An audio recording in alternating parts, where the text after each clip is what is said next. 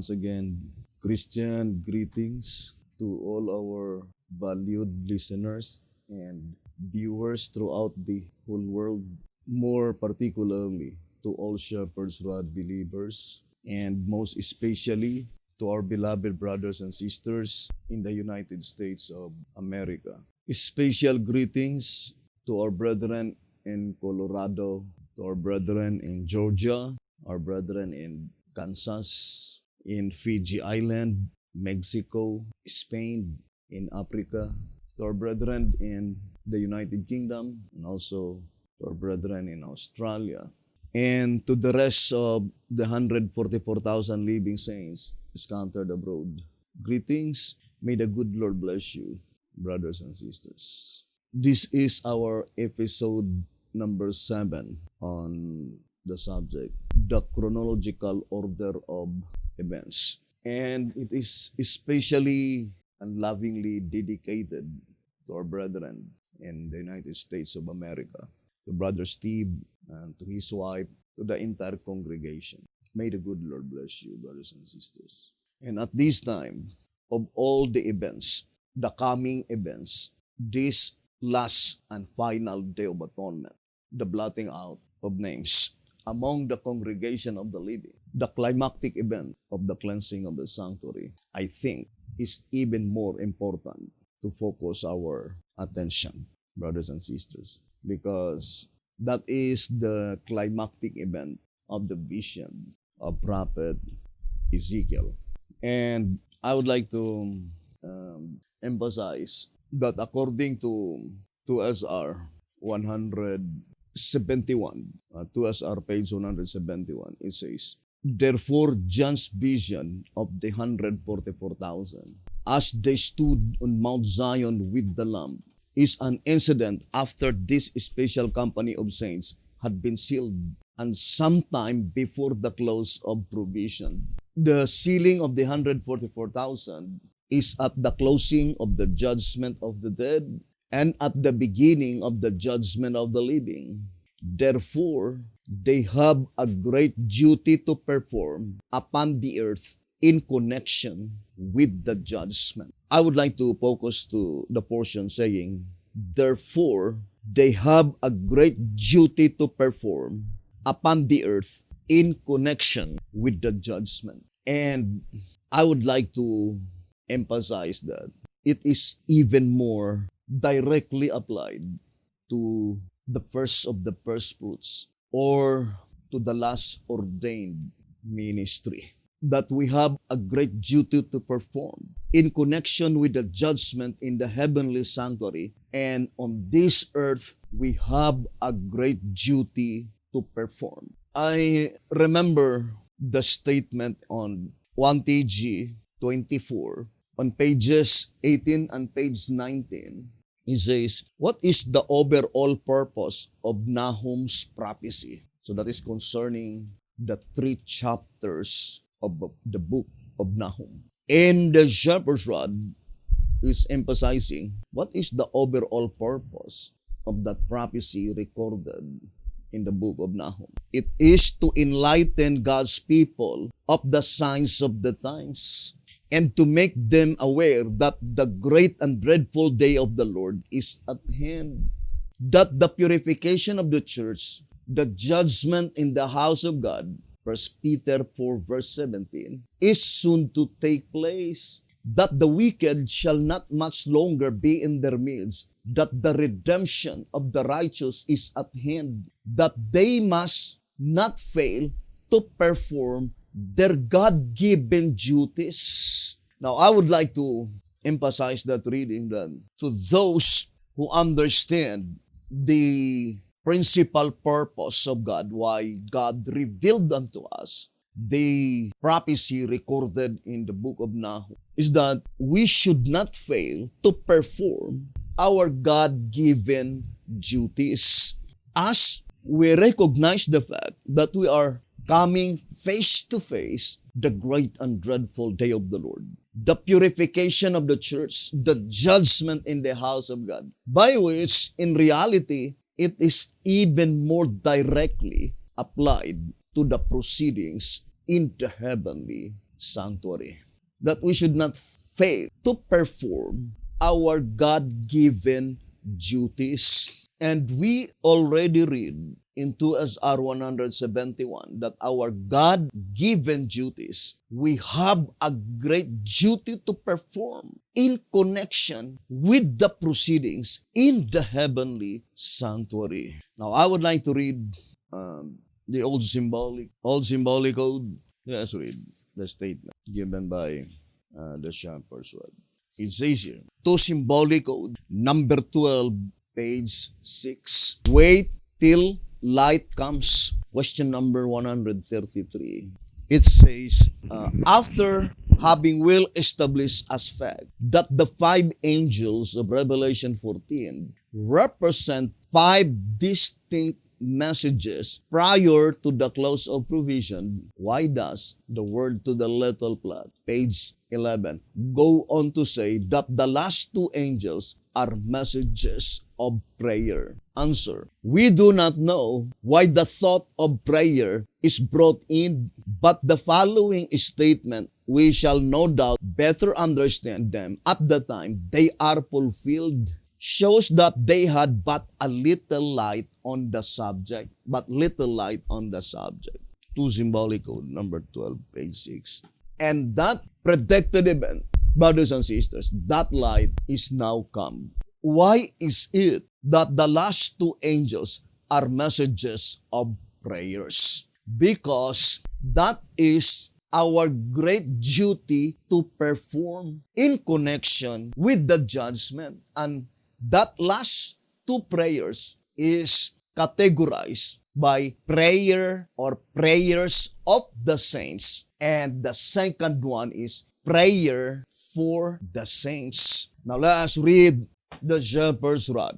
Here in 2SR 215, I would like to read. It says, 2SR 215, thus the golden altar before the throne, from which the angel offered the prayers of the saints. So that is the first one. Prayer of the saints. But in the upper portion, let us read. It says, the silence in heaven for about half an hour cannot be the second coming of Christ, as some have thought. For afterward, after the half-hour silence, the angel with the golden censer and incense offered the prayers for the saints from the golden altar. So, let us distinctly separate the preposition of and the preposition for. Prayers of the saints and prayers for the saints. Now, I would like to connect first the statement in the Old Symbolic Code. It says here, Old Symbolic Code. Let me see if I could find that statement. Here, B.T. Hotep says that it doesn't mean that Christ is no longer Christ after the close of provision. Old Symbolic Code on page, let me see, I could find that statement. To Symbolic Code number 12, page 8. To Symbolic Code number 12, page 8. It says, why should they cry if there is no one to listen? Now, brothers and sisters, to repeat again, our subject is concerning this coming final day of atonement. And before that time, what is our duty? So that we should not fail to perform our God-given duties. And we have a great duty to perform prior to that time. I remember Sister White says that I would like to read first this Testimonies for the Church, Volume 5, 209. The crisis is fast approaching. The rapidly swelling figures shows that the time for God's visitation has about come. Although loath to punish, nevertheless, He will punish, and that speedily. Those who walk in the light will see signs of the approaching peril, but they are not to sit in quiet, unconcerned expectancy of the ruined, comforting themselves with the belief that God will shelter His people in the day of visitation. Far from it, they should realize that it is their duty to labor diligently to save others, looking with strong faith to God for help. The effectual fervent prayer of a righteous man availeth much. Volume 5, page 209. And it was illustrated also in Joel 2, verse 15 to 17. But I would like to read first. To Symbolic Code number 12, page 8. Why should they cry if there is no one to listen? The word to the little flock, page 12, places in post-provisionary time. The day and night cry of the saints, represented by the angels' cry to Jesus in Revelation 14, verse 14 and 15. Thus making the saints to cry day and night in a time when they were in the sight of a holy God without an intercessor. Speaking of this time, early writings, page 280 and 281, says, the last tear for sinners had been shed. The last agonizing prayer offered. So it says, the last tear for sinners had been shed. Who are they that with agonizing offered prayer for sinners? Offered prayer for sinners, according to this reading. Now, let's read. It says, there seems to be a contradiction between a word to the little flock and early writings. The one stating that after the close of provision, the saints will cry day and night to Jesus, and the other stating that in that fearful time, the saints were living in the sight of a holy God without an intercessor, thus making it appear that they could not cry to Christ, offer any more prayers for deliverance. Please explain. Answer. We are not to make it appear that Christ is no longer Christ after the close of provision, but simply that we cannot cry to Him to blot out our sins or the sins of others. In other words, the cry before provision is for sinners, whereas the one after is not. To Symbolic Code number 12, page 8. And I would like to emphasize in this study that we need to sacrifice and offer prayers not only for ourselves, but also for others. That our prayers must be directly pointing to the proceedings in the heavenly sanctuary this coming Day of Atonement, that I would like to say, if possible, all Shepherd's Rod believers, all the Bereans, their names will not be blotted out in the Lamb's Book of Life in the heavenly sanctuary. And I think not only the Berean, but as well as also all Sabbath keepers under the banner of the third angel's message, by which we commonly called as the spiritual Israel. Of course, we will not as yet pray for the constituent of the great multitude, for their cases is not considered this coming Day of Atonement, but it must be after, and the last and final Day of Atonement that is intended to the worshipers. Now, the statement here in the Old Symbolic Code, to Symbolic Code number 9, page 2, to the 12 tribes which are scattered abroad, greetings. Here we can clearly see, brothers and sisters, that our prayers must be directed to the 12 tribes, 144,000 spiritual Israel that had been scattered abroad. Now, this is the statement given by the Sharper's Rod, 2 Symbolic Code, number 9, page 2.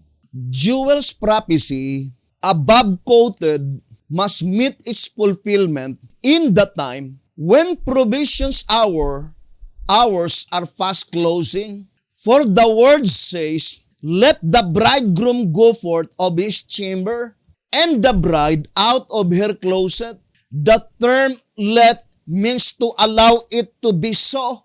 And as the bridegroom is Christ, at the time when he is to be crowned or married to the New Jerusalem, his bride, Revelation 21 verse 9, this scripture cannot meet its fulfillment at any time other than when this event to which all heaven and earth had been looking forward is about to take place. And this is pointing, brothers and sisters, to the last and the final day of atonement. Therefore, the Lord is urging us to blow the trumpet in Zion, the church, and to hasten the time of crowning Him King of Kings and Lord of Lords, the time in which He closes His mediatorial work, goes forth of His chamber, the most holy place. So we can easily understand that the mediatorial work mentioned here is Christ's mediatorial work in the holy place. When that mediatorial work in the holy place will close, then Jesus Christ will go forth of His chamber into the most holy place. And that is the time by which Jesus Christ will clothe Himself with the garments of vengeance, as was shown to the vision of the prophet in volume 2, page 190. And in answerer number 3, on page 64, it says, blow the trumpet in Zion, sanctify a fast, call a solemn assembly. It is pointing to the Day of Atonement, because that is the only feast by which God commanded His people to fast. There is no fasting during the Passover week. There is no fasting during the Pentecost. There is no fasting during the Feast of Tabernacles. Only on the Day of Atonement that God commanded His people to have such a fast. And it is directly applied, brothers and sisters, to the last and the final Day of Atonement, which is called the Great and Dreadful Day of the Lord. It says, blow the trumpet in Zion, sanctify a fast, call a solemn assembly, gather the people, sanctify the congregation, assemble the elders, gather the children, and those that suck the breast. Let the bridegroom go forth of his chamber, and the bride out of her closet. Joel 2 verse 15 and 16. How could we be able to sanctify the congregation? Brothers and sisters, I think I will no longer elaborate. It is answered to the description of the 144,000 living saints. In their mouth found no guile. And the Sharper's Rod is plainly telling us that one of the significance that in the mouth of the 144,000 found no guile is that they never speak evil to any other. And that is the description of the 144,000 living saints. I would like to read 5 Symbolic Code, number 1 to 5, page 11. It says, we should be like Paul and press toward the mark or the prize of the high calling of God in Christ Jesus.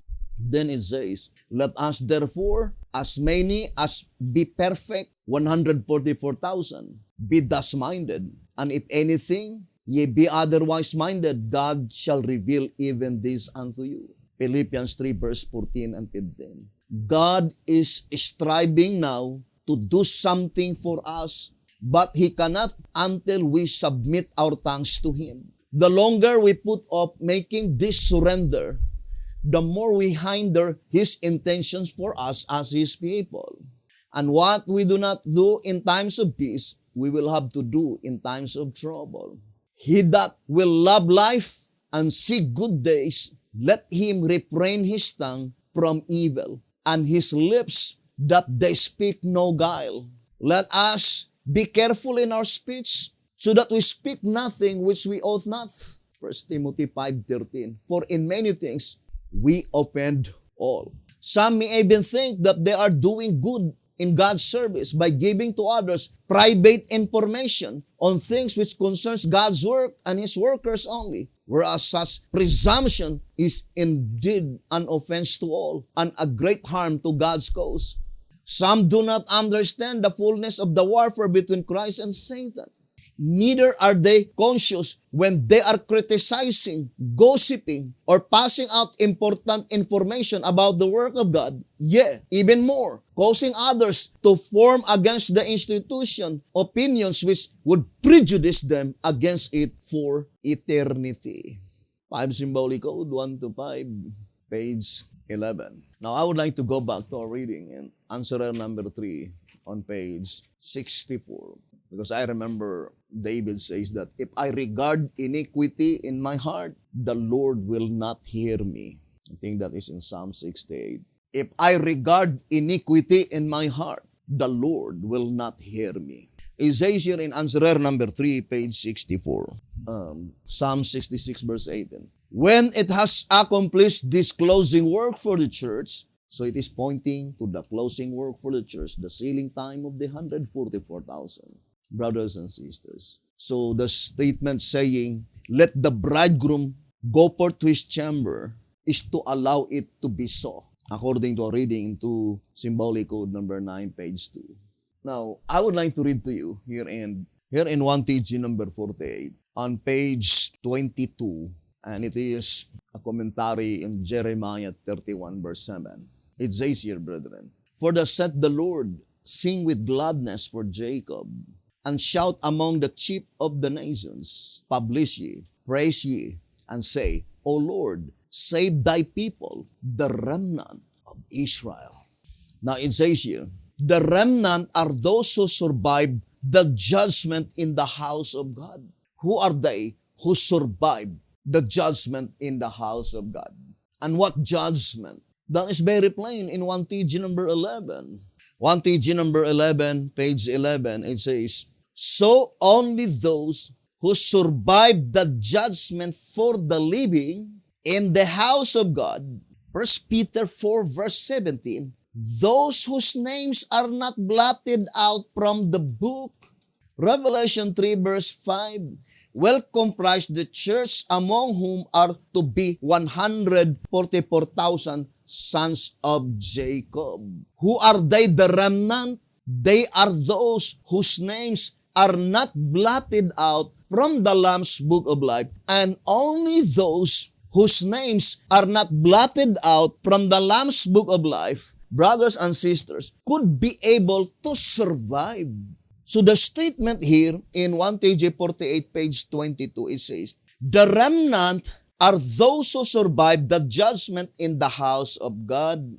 God's people now, while dwelling among the chief of the nations, are urged to proclaim this good tidings in their midst with singing, gladness, and praise, saying, O Lord, save thy people.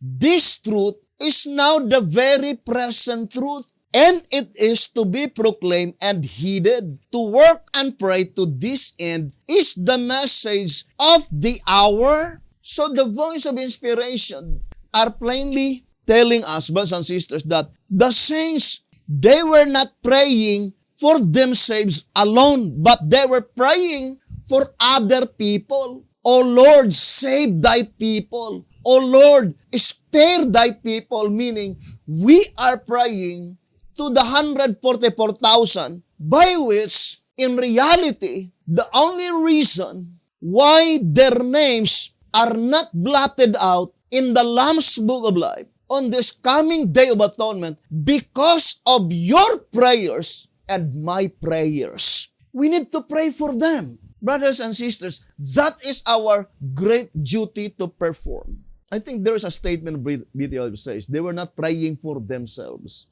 Like, we should be like Stephen, that even though at the time when he's about to die, still, he offered that prayer.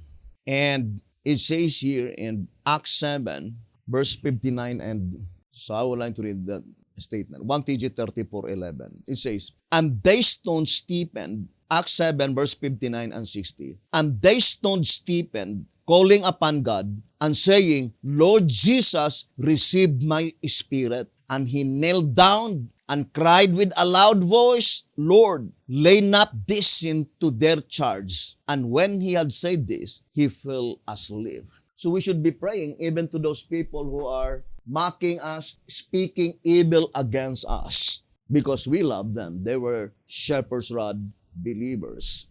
We need to pray for them, brothers and sisters. So here the voice of inspiration says that the true people of God in 1 TG number 34 on page 11. So let us read this statement. It is concerning Isaiah 33 verse 2. O Lord, be gracious unto us. We have waited for thee. Be thou their arm every morning, our salvation also in the time of trouble. Then it says, this verse shows that while the pronouncement of woe on verse 1 is being made, at the same time, a deep-rooted reformation is taking place among God's truth-seeking people. Hoping that we are among that God's truth-seeking people, they are praying not for themselves alone, but for their brethren also. All Shepherd's Rod believers are all our brethren. Whether they were not happy with us, they were speaking evil against us, still we need to pray for them. That is our great duty to perform. We should be like Daniel. The Bible says, I would like to read that statement in the Bible in Daniel chapter 9. That is the prayer of Daniel, brothers and sisters. And then let us read Prophets and Kings. Here on Daniel chapter 9, it says here, when Daniel is making a supplication to the Almighty God. Daniel chapter 9 on verse 3. And I set my face unto the Lord God to seek by prayer and supplications with fasting and sackcloth and ashes. And I prayed unto the Lord my God, and made my confession and said, O Lord, the great and dreadful God, keeping the covenant and mercy to them that love him, and to them that keep his commandments. And it says in verse 19 and 20, O Lord, hear, O Lord, forgive, O Lord, hearken and do. Differ not, for thine own sake, O my God, for thy city and thy people are called by thy name. And whilst I was speaking and praying and confessing my sin and the sin of my people Israel, and presenting my supplication before the Lord my God for the holy mountain of my God. So that is how Prophet Daniel was praying, brothers and sisters. And here it says in Prophets and Kings, let's read the statement, 555. It says, I set my face unto the Lord God, the prophet declared, to seek by prayer and supplications, with fasting and sackcloth and ashes. And I prayed unto the Lord my God, and made my confession. Verses 3 and 4. Though Daniel had long been in the service of God, and had been spoken of by heaven as greatly beloved, yet he now appeared before God as a sinner, urging the great need of the people he loved. His prayer was eloquent in its simplicity and intensely earnest. Hear him pleading. So we should follow Daniel as we are nearing the deliverance, brothers and sisters. Now, here in 12 Symbolic Code number 3, page 12, it says, Then will the Lord be jealous for his land and pity his people, not the heathen, but God is to rule over his people. Nevertheless, in order to obtain this blessing, it will require the most earnest supplication and effort on the part of his people. 11 Symbolic Code number 3, page 12. Let's go back again to that reading in 1 TG, number 34, page 11. It says here, brethren, and like Hezekiah of old, the pattern that have been given in the Bible, we followed such pattern. brothers and sisters. And we requested all the brethren here in our country to have a prayer booklet. And each individual, we need to make a list to all of them without any exemption. We need to pray for all our brethren from Branch Davidian. We need to pray all our brethren in Bashan, in Gilead, in Salem, in Waco, in Mountaindale, our brethren in the Webship Ministry, and to the rest of all the Davidians throughout the whole world. We include to our prayers, brothers and sisters, that hoping that not even one of us will lose out. And also to our brethren in the Seventh-day Adventist Church. Here it says here in 1 TG 34, page 11, this verse shows that while the pronouncement of woe in verse 1 is being made, at the same time, a deep-rooted reformation is taking place among God's truth-seeking people. They are praying not for themselves alone. So we need to pray for ourselves also, to pray for all of our sins, confess, and ask forgiveness to the Lord, and walk perfectly in His sight, to sin no more, brothers and sisters. And then, we need also to pray for all our brethren, as predicted here in Isaiah 33 verse 2, that this verse project a people by which they were not praying, not for themselves alone, but for their brethren also. They fully realize that they are approaching the time of trouble, and their hope lies in the fact that they have waited for the Lord. God's power shall be felt throughout the earth. Now, I remember, brothers and sisters, this statement in 1 SR. 1 SR 158, 159. And I will tread down the people in mine anger, and make them drunk in my fury, and I will bring down their strength to the earth, poured out their lifeblood, spake of the Lord goodness, mercies, and multitude of loving kindness. In all their affliction, He was afflicted. These verses bring to view the wonderful and blessed thought of God suffering with His people. So God is telling you and I that when we have been afflicted, God also had been afflicted.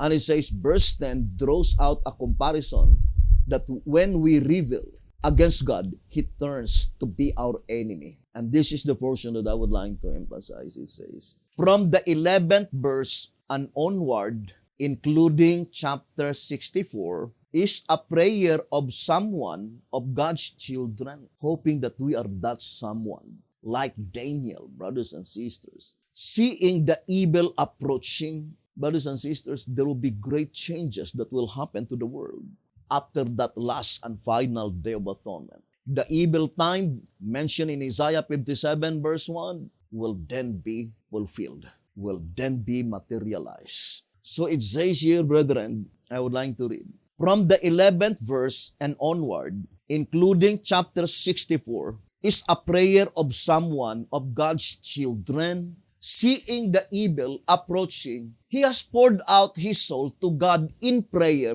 to save His people. Brothers and sisters, I think the more for myself, the more they speak evil against me, the more I need to spend prayer to my God, to those people, so that God could extend His mercy before that time, brothers and sisters, while there is still time to repent, while provisionary time still lingers. We need to show to our Almighty God that we love them, although they don't love us. It says here, seeing the evil approaching, He has poured out His soul to God in prayer to save His people, remembering God's dealings with His chosen people and the wonderful deliverance of Israel out of Egypt. I'm really contemplating that event by which soon, very soon, the antitypical fulfillment, God's people going out of Egypt, will finally be materialized.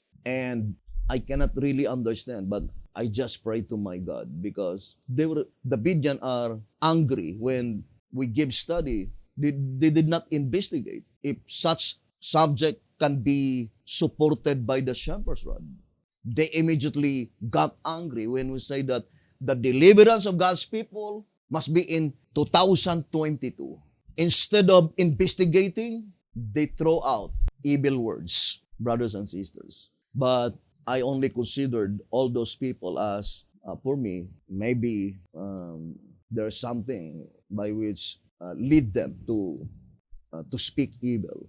But I lovingly forgive all of them. It says here, remembering God's dealings with His chosen people and the wonderful deliverance of Israel out of Egypt, the one who offers the prayer evidently understands the situation. So the reason that you offer prayers for the saints because you understand the situation, brothers and sisters. And you will be praying to God's people. O Lord, spare thy people. It is my greatest pleasure. Although maybe they will say that I will not be in the kingdom because they say that I am wicked. They say that I will not be in the kingdom because they say that I am a wicked false prophet. Brothers and sisters, never that I say to my own mouth saying that I am a prophet. I never say that. Although some people are saying, but in my own mouth, I never say that. Only God knows. But I am just sharing the message that had been given by God unto me. But still, I'm happy, brothers and sisters. If that is the case, that I will not be saved, that those people were speaking evil against me, and through our prayers, they will be saved, and we, the one that praying for them, will not be saved. Well, that is the prerogative of God. We have nothing to complain. But if in the kingdom I could see them, it is my greatest pleasure to greet them, brothers and sisters. So, to repeat again, brothers and sisters, it is very important to understand the situation that we are now coming face to face this coming Day of Atonement, the last and the final Day of Atonement, the blotting out of names. Now, I would like to connect our study on reading 2TG 21, page 14. These verses plainly show that God's presence will in that day be in His church, that even the heavens will be listening to God's voice while He speaks to His people here on earth. Now, I would like to read 2TG 21, page 14. These verses plainly show that God's presence will in that day be in His church. This is one thing that I would like to say to all who are listening. We need to stick what the shepherd's rod is saying, what the Word of God is telling us. It is remarkable event, the most exciting event, the time when Jesus Christ will be in His church. Only Jesus Christ has the absolute prerogative to claim that that group of people is His church. We of ourselves here in our country, we never boasted to say that we are God's church. We just study the description of the church that God would claim that that church is His church. And with the best of the capabilities that had been given by God to us, we are trying our best to comply that description. But in the prerogative of God, if it so happened that in that predicted event, we are not the church predicted here in the Spirit of Prophecy, the only thing that we are praying to God, please God, brought us into that church that you claim as your own. Now, I would like to read again. It says here in 2TG 21:14, these verses plainly show that God's presence will in that day be in His church. And I'm longing to that time, that predicted event when God's presence will be in His church. It says that even the heavens will be listening to God's voice while He speaks to His people here on earth. What momentous event, brothers and sisters. And that's why I remember the statement in track number 8. It says here, I would like to read that statement given by the shepherd's rod. Track number 8, page 86. And now saith the Lord that formed me from the womb to be his servant, to bring Jacob, his posterity, again to him. Though Israel be not gathered, yet shall I be glorious in the eyes of the Lord, and my God shall be my strength. We too may say, though the whole world may reject God and his message, yet we will trust in the Lord. And he said, it is a light thing that thou shouldest be my servant to raise up the tribes of Jacob and to restore the preserve of Israel.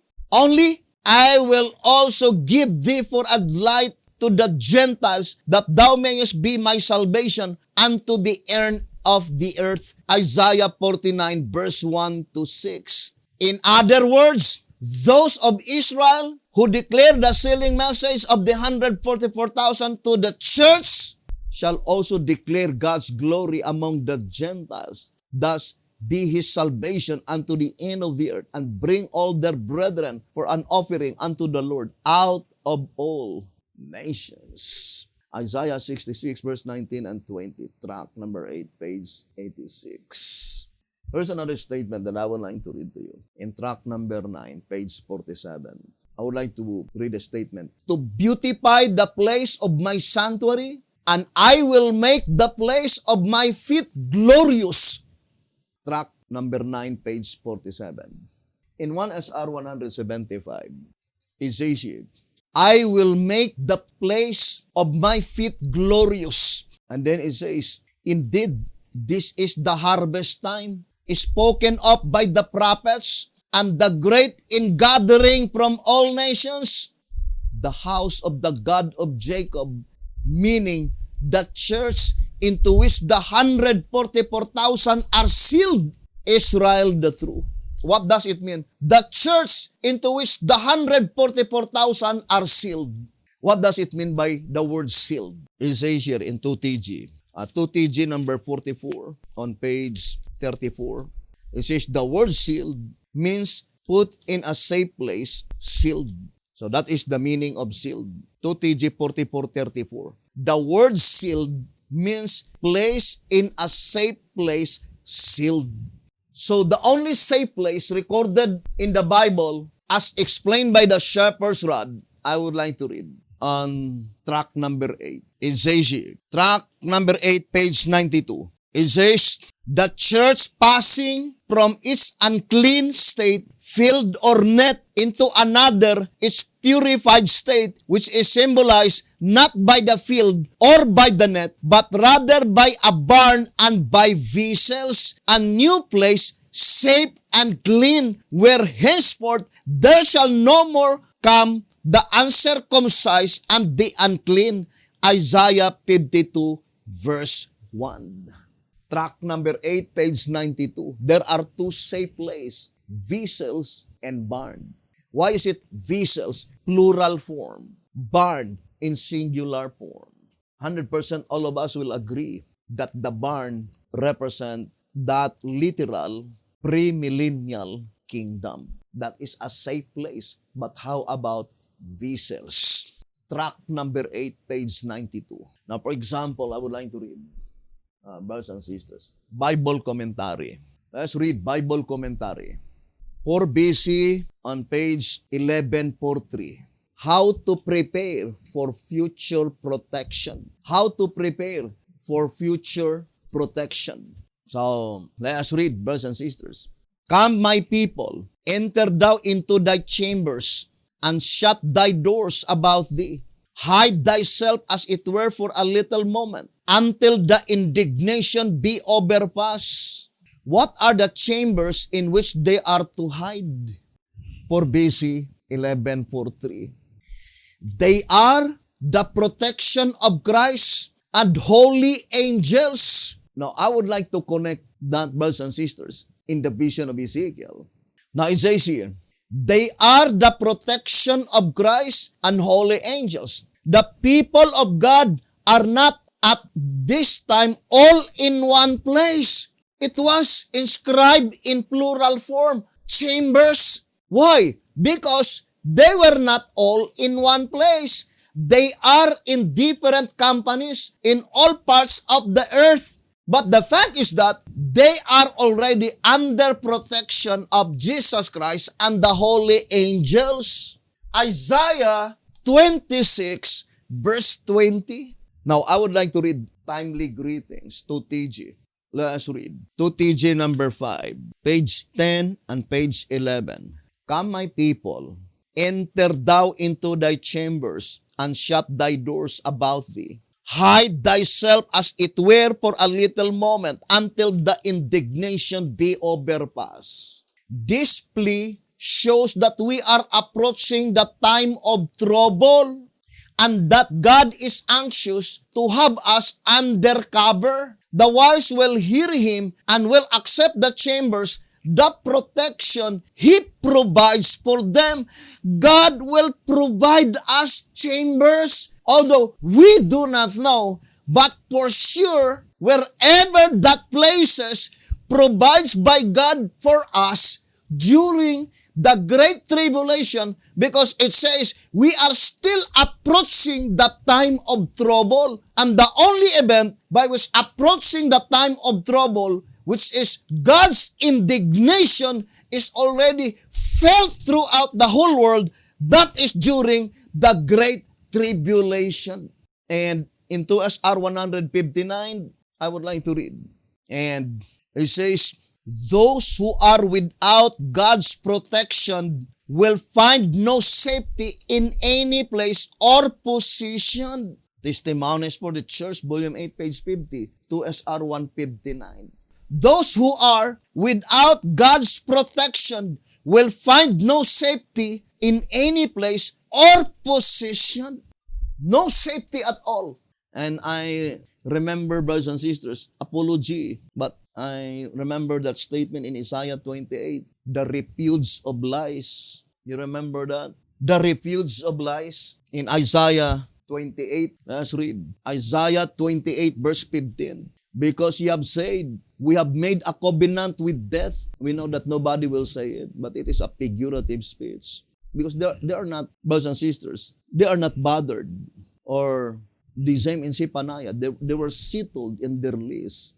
I would like to read that verse after this verse. Isaiah 28 verse 15. Because ye have said, we have made a covenant with death, and with hell are we at agreement. When the overflowing scourge shall pass through, it shall not come unto us. For we have made lies our refuge, and under falsehood have we hid ourselves. And I remember Sister White says that falsehoods are manufactured. Brothers and sisters, falsehoods are manufactured. Ruining the reputation of other people, speaking evil other people, it was greatly manufactured, reproduced. And that is very sad, because it is even practiced among those who believe the shepherd's rod.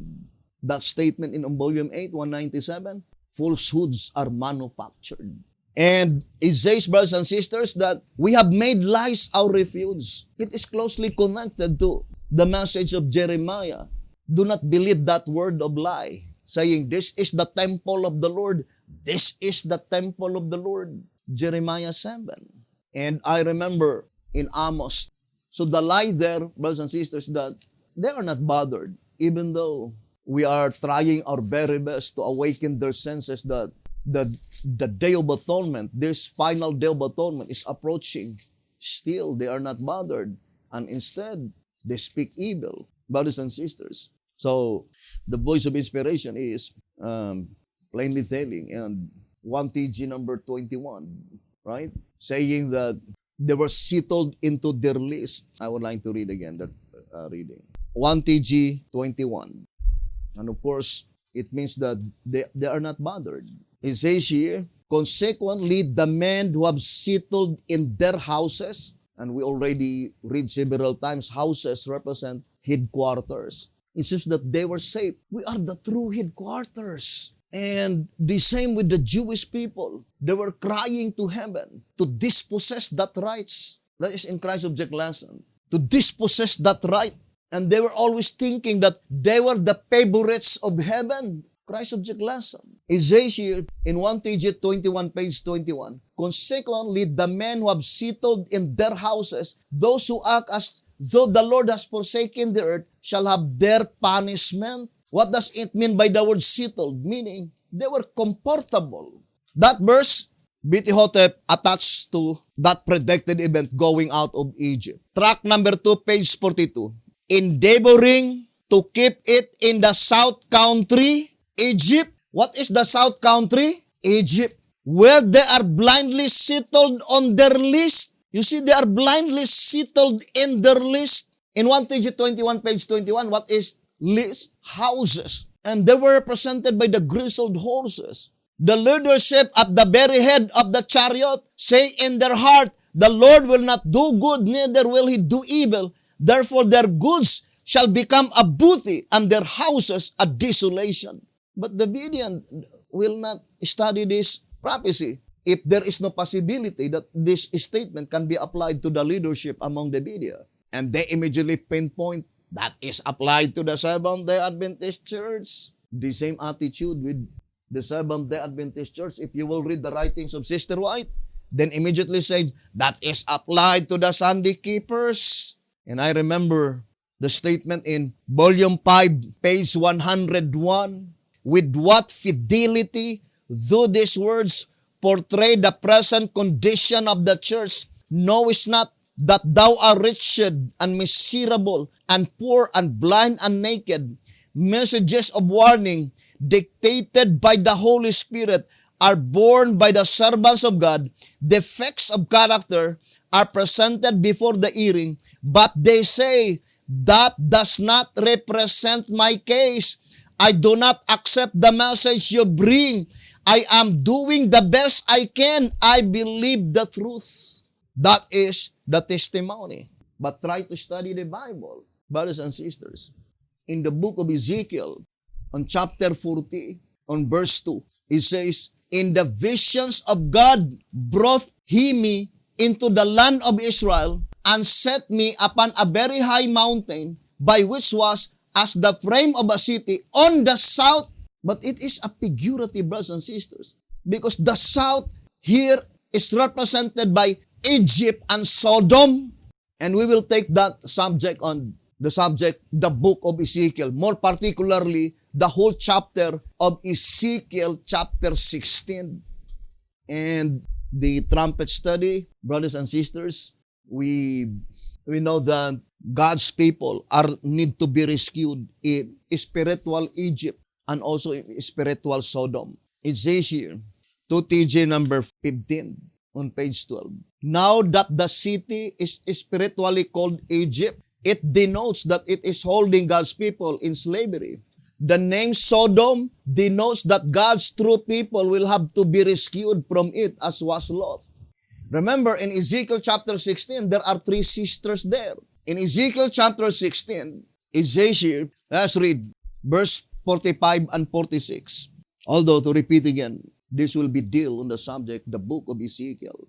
Thou art the mother's daughter that loatheth her husband and her children, and thou art the sister of thy sisters, which loathe their husbands and their children. Your mother was an Hittite, and your father an Amorite. And we know, brothers and sisters, Hittite, that is pointing to the lineage of Ham. Ham to Canaan, then Canaan to Heth, and they are called the Hittite. And it reminds us the prophecy also in Isaiah, by which B.T. Hotep says that it was in Gibeon that Joshua destroyed the Amorites. Verse 46, and thine elder sister is Samaria. We know Samaria, that is the place by which the 10 tribes established their temple in Mount Gerizim under the leadership of Jeroboam after Solomon died. So we'll be studying this in the book of Ezekiel. That dwelleth at thy right hand is Sodom and her daughters. Who is she? Jerusalem mentioned here, by which her elder sister is Samaria and her younger sister is Sodom. So there are 3 sisters mentioned here. In Ezekiel 16 verse 45 and 46, Jerusalem, Sodom, and Samaria. Samaria is the elder sister of Jerusalem, and Sodom is the younger sister of Jerusalem. But these three sisters, all of them have their own daughters. We know Samaria is in the northern part of Palestine. But Sodom, Egypt, and the two-tribe kingdom, they established their headquarters on the southern part.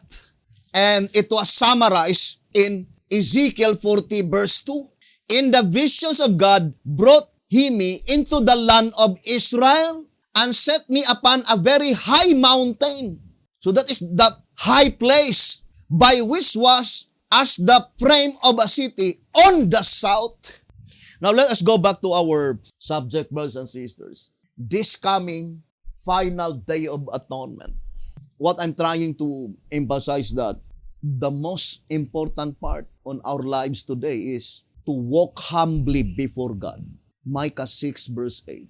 And I would like to remind to the brethren, brothers and sisters, to King Solomon. After that temple was built in Mount Moriah, that beautiful structure, Solomon declared that he is not proud of this temple. Solomon declared that without God's presence, this temple is nothing. And then he declared, for the Lord God of heaven will not dwell in a building made with hands.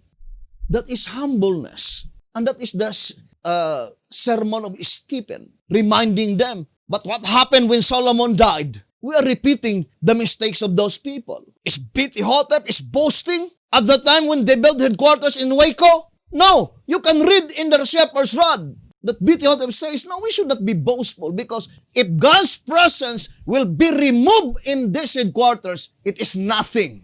The most important, that you could rest assured that God's presence be among us, but God's presence will not be in the midst of that people who are so boastful and pride, full of pride. I remember in testimonies to ministers, of all the pride, spiritual pride is the most dangerous. I would like to read this statement again, brothers and sisters. The title itself is A Solemn Warning. For Symbolic Code 429, page 2. There is no pride so dangerous as spiritual pride. That is the most dangerous pride. If God's presence is among us, we will be the most humble people. And we will never thought that it is a robbery. Look at Jesus Christ. He did not thought it is a robbery. That is why Apostle Paul, it says, let this mind be in you. The same with Jesus Christ. Philippians. But the very fact that you are so proud, that is the sure sign that God's presence is not among us. It says here in Philippians chapter 2, I would like to read, and I love so much this chapter. First, Philippians 2 verse 3. Let nothing be done through strife or vainglory. That is vainglory. Can you cite an example in the Bible that the true people of God, when they established beautiful headquarters, they were saying to the world, this is the headquarters. The presence of God is among us. Joshua, Solomon, Zechariah, Haggai, Zerubbabel, they were so humble that in the dedication of the temple, they said that, Lord, please do not depart your presence in this temple. Because if your presence will be departed in this temple, it is nothing. Nothing to boast about. Anything that built in our hands, brothers and sisters, we cannot boast into the presence of God.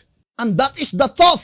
Why God's saying is, where is the house that ye build unto me? Why is it that it is attached in Isaiah 66 verse 1? Look at Jesus Christ. He was born in the manger in Bethlehem.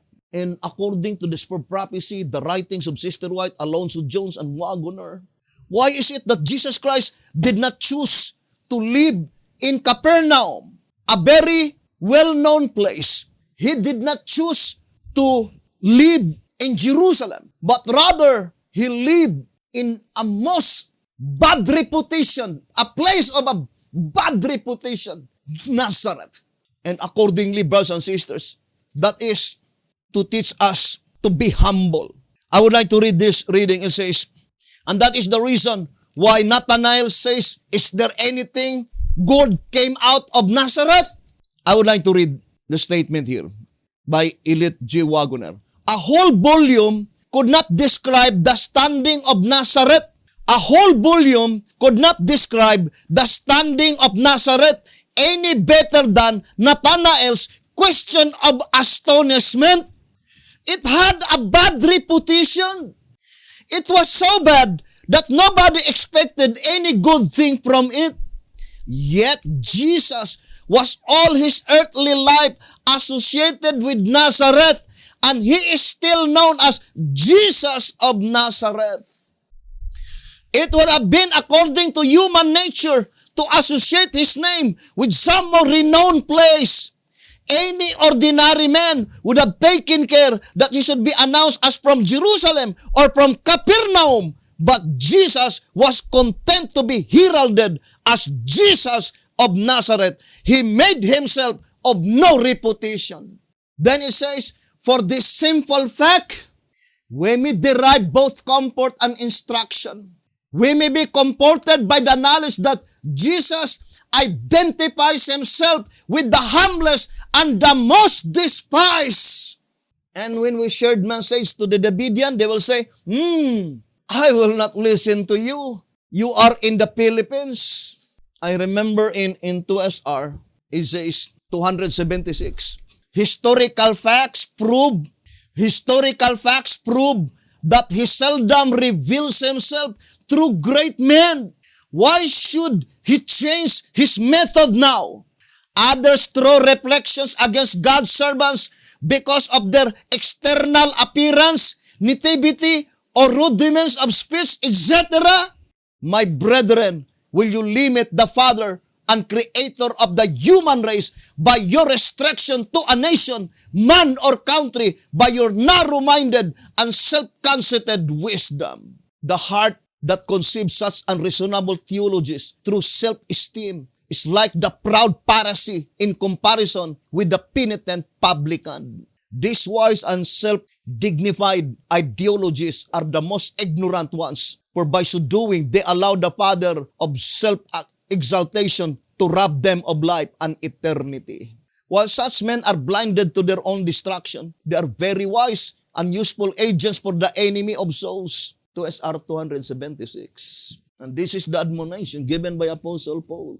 Let nothing be done through strife or vainglory, but in lowliness of mind, let each esteem other better than themselves. The only reason that I share messages in Facebook is to awaken the senses of all the Davidian, that in the standing before God, we are equal. Let us humble ourselves in the presence of God, that there was nothing that we can recommend to God except our humbleness, confession, and repentance. And it says, let this mind be in you, which was also in Christ Jesus, who being in the form of God, thought it not robbery to be equal with God. No, it is not robbery. I am not bothered, brothers and sisters, whatever things you will say unto me. Said, you are addicted prophet, you are a wicked prophet. And also they said, you are a stupid man. I've never been affected with that. Whatever it is, brothers and sisters. So this is the statement given by the Shepherd's Rod for Symbolic Code 429, page 2. A solemn warning. This warning is very solemn. And this is the statement for Symbolic Code 429, page 2. At the very time when the acclamation is made, the temple of the Lord are this. We know that that is figurative speech because temple represent headquarters. At the very time when you can hear that acclamation, this is the headquarters of God. And unless you connect yourself with this headquarters, your message is nothing. We are repeating that mistakes of the scribes and Pharisees which Jesus Christ rebuked in Matthew 23, because Jesus Christ told them that it seems that the temple is more sacred than the word of God. Because they are trying to emphasize that if you could speak evil to the temple, that is a very dangerous sin. But Jesus Christ says, but you are rejecting the word of God. And that's what Jesus Christ says, Jerusalem, Jerusalem. I'm trying my best that you could be preserved. Look at the description here in Prophets and Kings. I would like to read concerning the Temple of Solomon. Page 35, the temple and its dedication. I would like to read page 37. The spot, look at the statement. Prophets and Kings, page 37. The spot on which the temple was built had long been regarded as a consecrated place. You see? That is a consecrated place. It was here that Abraham, the father of the faithful, had revealed his willingness to sacrifice his only son in obedience to the command of Jehovah.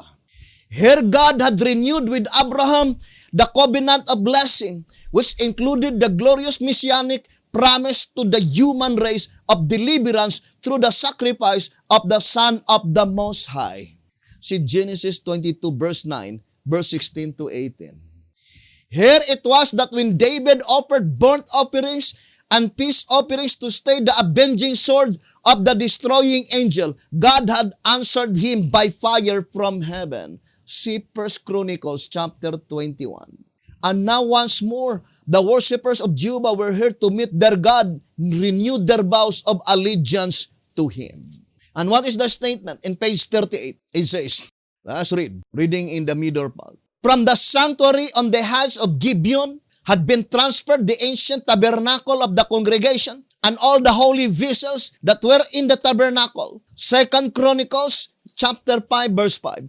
And these cherished reminders of the earlier experiences of the children of Israel during their wanderings in the wilderness and their conquest of Canaan now found a permanent home in the splendid building that had been erected to take the place of the portable structure. Permanent home. That is the argument of our brethren, the Waco advocators. Permanent home. It was used, even Shiloh. What is the statement in Patriarchs and Prophets? Let us read, brothers and sisters. The statement given by Patriarchs and Prophets 514. It says, the ark, heretofore Gilead had been the headquarters of the nation and the seat of the tabernacle. But now the tabernacle was to be removed to the place chosen for its permanent location. This was Shiloh, a little town in the lot of Ephraim. So how do you understand the word permanent? Meaning, there is no more possibility that that headquarters will be rejected. What happened to Shiloh? It was destroyed. But Joshua says it is the permanent location. Now, that statement was repeated again. The temple that was built in Mount Moriah, permanent location. But what happened?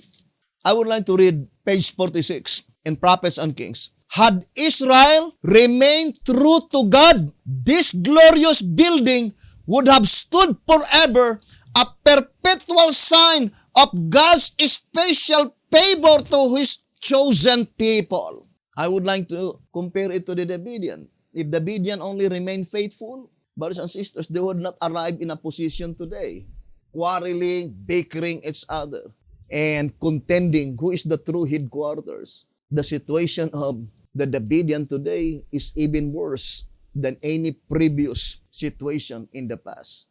And that is why B.T. Hotep says, a solemn warning. The time when this attitude will come acclaiming the same with ancient Israel, this is the headquarters, this is the headquarters, instead of staying humble before God. Brothers and sisters, and to understand what is the purpose of God. Why is it that God established headquarters? For what purpose? To become boastful? According to this word prophecy, the only purpose is that so that God could dwell among us. That is the only purpose. And that's why I posted on Facebook, what is the true and genuine headquarters? The year 2020, recognized by God as His. And the only answer that I could give is that wherever God's presence is, that is the true and the genuine headquarters. Because it is God's presence, brothers and sisters, which is the most important. Now, let's go back again to our reading and to our main subject. This coming final Day of Atonement. While this Day of Atonement is approaching October 10, 2022, in Gregorian calendar, it is March 27, 2021. And maybe some will say, no, it is just only a mere happenstance. That in the book of Ezekiel, that statement, I would like to read just only one verse. Ezekiel 6 verse 7, saying, and in all your dwelling places, remember, Ezekiel chapter 6, it is pointing to all the mountains of Israel. Mountains represents headquarters. And this is the message given by God to Ezekiel. Maybe you can read the whole chapter of Ezekiel chapter 6.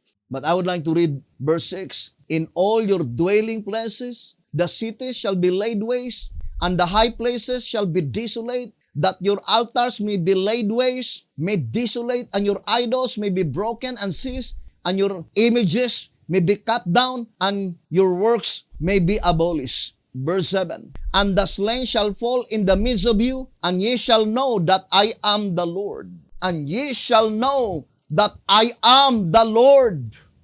I remember, brethren, at the time when the temple by which they idolized, the temple built in Mount Zion in Jerusalem, when it was destroyed by Titus, according to the voice of inspiration, in the great controversy, it says on page 32 and 33, blood flowed down the temple steps like water. Blood flowed down the temple steps like water. Thousands upon thousands of Jews perished. Above the sound of battle, voices were heard shouting, Ikabod, the glory is departed. The glory is departed. The glory of the Lord, once it will be departed, brothers and sisters, it is out of value. In 1SR page 31, it says, but the glory of the Lord, 1SR page 31, but the glory of the Lord had departed from Israel. Although it is pointing to our generation, because in the upper parts it says, these sighing, crying ones had been holding truth, the words of life. If you were sighing and crying, but you're not holding the words of life, that is hypocrisy. And it says, they had reproved, counseled, and entreated. Some who had been dishonoring God repented and humbled their hearts before Him. But the glory of the Lord had departed from Israel, although many still continued the forms of religion. His power and presence were lacking. God's power and presence is lacking. And reminds me the message in Amos chapter 9, right? In verse 10, it says, all the sinners of my people shall die by the sword, which say, the evil shall not overtake nor prevent us.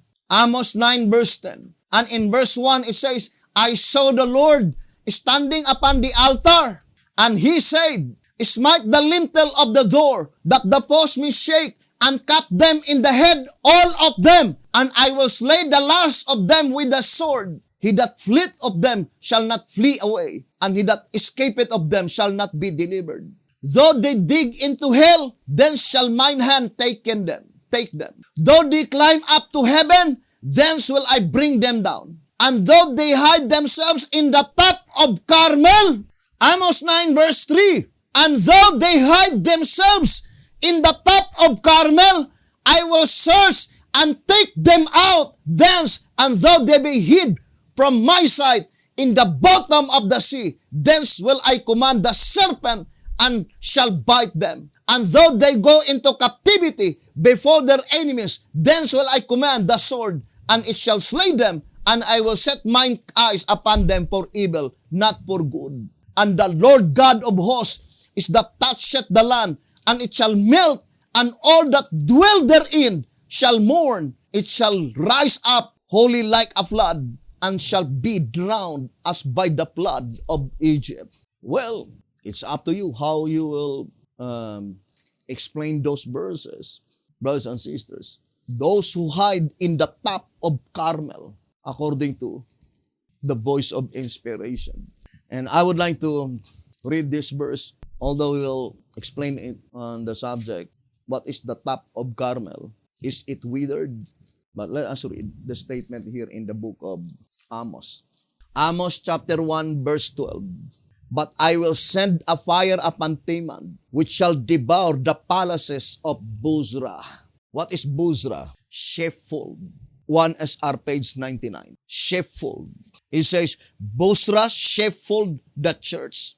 Micah 2:12, Isaiah 34 verse 6. So what is Bozrah? Sheepfold.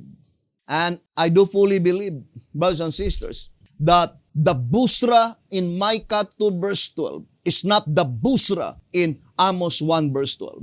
Because the Bozrah in Amos 1 verse 12, they have palaces, whereas the Bozrah in Micah 2 verse 12, they have no palaces, but only tents. What is palaces? Headquarters. I would like to read Micah 2 verse 12. I will surely assemble, O Jacob, all of thee. I will surely gather the remnant of Israel. I will put them together as the sheep of Bozrah, as the flock in the midst of their fold. They shall make great noise by reason of the multitude of men. But this Bozrah in Amos 1 verse 12, God will destroy the palaces of Bozrah, indicating that this sheepfold, this church, they have headquarters. And because of that headquarters, they were so boastful instead to be humble, walking humbly before God. And the Bible cannot be mistaken. It was already predicted beforehand 1,000 years ago in the book of Zechariah. Zechariah 12 verse 7. It says in 1 TG number 9 page 5, Zechariah 12 verse 7, the Lord also shall save the tents of Judah. First, that the glory of the house of David and the glory of the inhabitants of Jerusalem do not magnify themselves against Judah. And this is the commentary given by the voice of inspiration. He shall save the tents, the humble dwellings, rather than the houses or palaces of Judah first. That is, the Lord is to save first the common people, the lively. Who are they, the common people? They are those by which they have no houses, they have no palaces. What they have is only tents, dwelling humbly in the tents. And the only thing that we lift up, and we are so proud, is to know the glory of the Lord, brothers and sisters. So, to repeat again, brothers and sisters, look at the prediction given in the Bible that God's people are represented by vessels, represented by chambers, and illustrated by the voice of inspiration that the 144,000 living saints scattered abroad without a shepherd, indicating that the 144,000 living saints are not under the banner of any organized movement. Otherwise, how could be this? They will be classified that they have no shepherd. If you belong to a movement, of course, there are many shepherds in that movement. But it is very plain. It says here in 1 SR 222, though such great apostasy and blasphemy has gripped the world, God Church, and that is already explained in 1 TG that at that time, although the 144,000 are not yet gathered, they are already glorious in the eyes of the Lord. At the time when they were still scattered, here in 1 TG 46:5, for their encouragement, they are told that even though Israel be not gathered, he will, however, be gathered, yet they shall be glorious in the eyes of the Lord, and the Lord God shall be their strength. What does it mean? They have been given the encouragement that although they were living in a period of time by which seems that they were been scattered, nobody cares them. And that is the figurative speech, dwell solitarily in the woods, brothers and sisters. But God's promise says, I will gather you. But even at the time that you are still scattered, you are already glorious in the eyes of the Lord because you made the Lord God your strength. 1 TG 46:5. So it says here, though such great apostasy and blasphemy has gripped the world, God Church, 144,000 in number, scattered throughout the length and breadth of the earth without a shepherd, have not bowed a knee to Baal. That is very plain. without a shepherd. How could it be that the 144,000 belong to such organization? By such organization, there are many shepherds. So in the vision of Sister White, I saw the 144,000 scattered throughout the earth without a shepherd. But the promise was in Isaiah 49, at that time, when the 144,000 are still scattered, yet in the eyes of the Lord, they are already glorious. Why? Because they made the Lord God their strength. And they waited for the Lord. What made them glorious? They waited for the Lord. They waited Jesus Christ, that Jesus Christ will gather all of us, my dear brothers and sisters. And we are waiting for that tremendous event. I'm so sure if you will speak negative things to them, that is negative. Although your desire is to awaken their senses, we should not be so proud, so boastful of our headquarters. That is not the desire of God. For example, if that headquarters, you have a message from God, then it is the gospel that you need to preach, not the headquarters. God never teaches people. Did God teach Solomon? Preach the headquarters, preach the temple. Did God told them? It must be the gospel. What is the gospel? What is the present truth that have been committed to that movement, to that so-called headquarters? Then that should be the message that you need to preach, not the headquarters. And let God acknowledge us as His, not we of ourselves. Look at the Bible. A complete denial when Jesus Christ says, I never know you. That is embarrassing, brothers and sisters. So, hoping that our brethren will not be offended of what I'm saying. And I ask apology and forgive me, brethren. But deep down in my heart, the only thing that I desire is that, hoping that the same as Nineveh of old, the entire nation, not even one had been lost. All of them repented, humbled themselves before God, and united as one. Then God heard all their prayers. Hoping that all the Bereans will be united as one, brothers and sisters, and as Christians gathered together, and whatever truth, we need to go after the truth. That is the only thing. For me, I can place myself, whatever organization it is, as long as that organization is walking humbly before God and obeying all His commandments. That is the only thing and the most important thing. So thank you very much, brethren, and to all who are listening and viewing this program. Although sometimes I cannot go directly, immediately to the main subject, but sometimes I need to re-emphasize, brothers and sisters, how we should appear before God. And that is what the Shepherd's Rod teaches, to walk humbly before our God. Micah 6 verse 8. Thank you very much. May the good Lord bless you and have a beautiful, wonderful evening.